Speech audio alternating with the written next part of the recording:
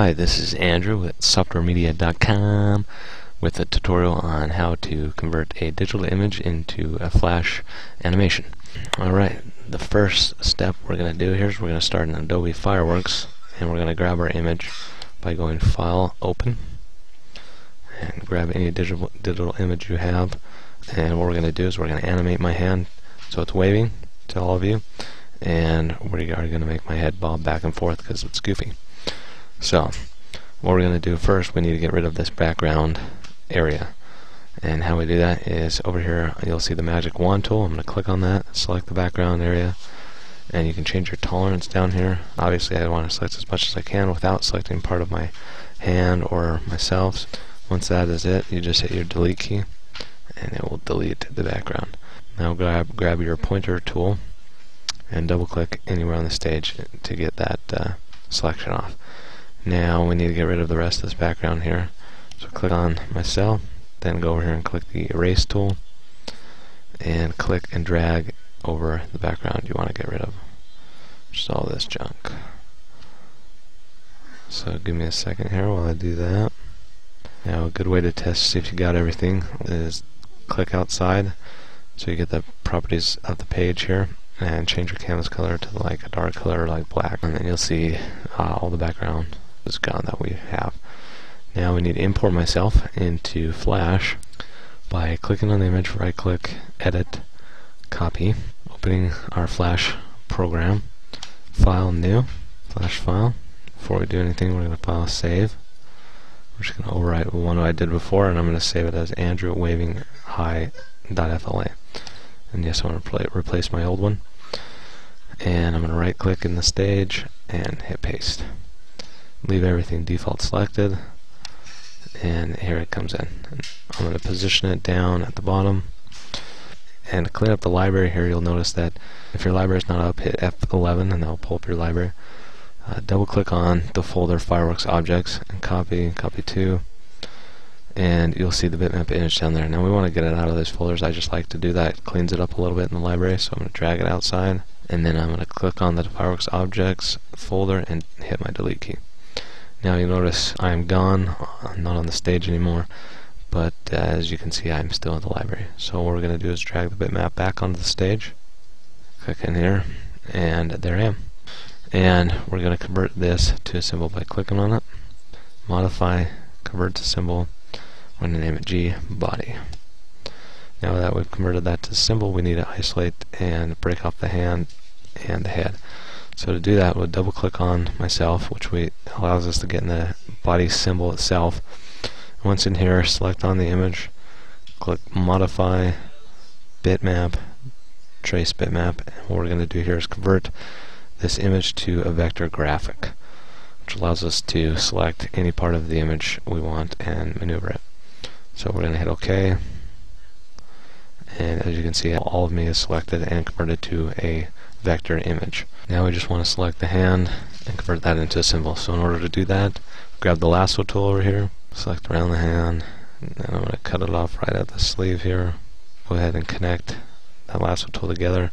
You'll see it just selects the hand. Now before you do anything else, hit modify, convert to symbol, and name it G hand, and you'll know it's a symbol because it has a blue outline around it.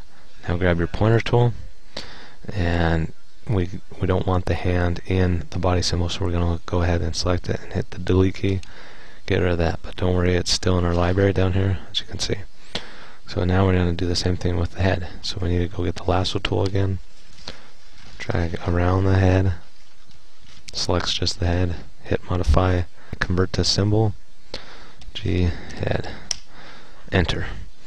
And then once you enter, it's converted to symbol. You see the blue outline around it, and you can go ahead and delete that by hitting the delete key. Now we're just left with the body inside the body symbol, but the head and the hand are in the library as their own symbols. Now we want to go back to scene 1 by clicking scene 1 up here on the left top, and we see that we have the body.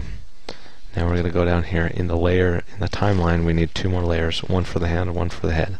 So we're going to click new layer twice, and as you see the keyframe on layer 1 is filled with the body, so we're going to double click on layer 1 and rename it body, double click on layer 2, rename it hand, So we'll click on layer 3 and rename it head.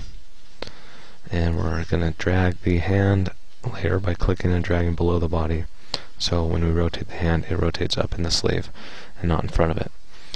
Now we need to place the hand symbol on the hand layer by clicking on the first keyframe in the hand layer, grabbing the hand symbol out of the library, clicking and dragging it onto the screen.